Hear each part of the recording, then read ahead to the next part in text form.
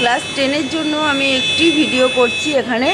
Class 10-এর যে geography আছে সেখানে দেখো বাড়িমণ্ডল আছে। বাড়িমণ্ডল, এই যে সমুদ্রের ঢেউগুলি মানে পাড়ে আছাড় খাচ্ছে, এগুলো হচ্ছে তরঙ্গ, এটা কিন্তু স্রোত নয়। আর ওই দেখো সমুদ্রের জলের কালারটা চেঞ্জ হয়ে গেছে, রঙটা চেঞ্জ হয়ে গেছে। দেখো বিভিন্ন রং দেখা যাচ্ছে, এই রং চেঞ্জ মানে সমুদ্র কোথাও নীল, কোথাও ধূসর, এই রং চেঞ্জগুলো হয় সমুদ্র স্রোতের কারণে।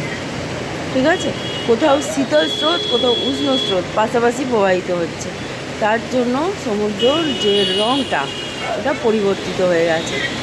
আর এইগুলো হচ্ছে তরঙ্গ। আর স্রোত ব্যাপারটা হচ্ছে, স্রোত হচ্ছে সমুদ্রের বায়ুপ্রবাহের সঙ্গে কানেক্টেড।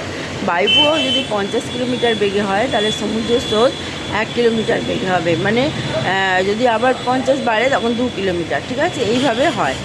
আর এই যে ফেরেলের সূত্র অনুযায়ী এটাও কিন্তু নিরক্ষরেখা ক্রস করলে উত্তর গোলার্ধের ডান দিকে এবং দক্ষিণ গোলার্ধের বাঁ দিকে বেগে যায়।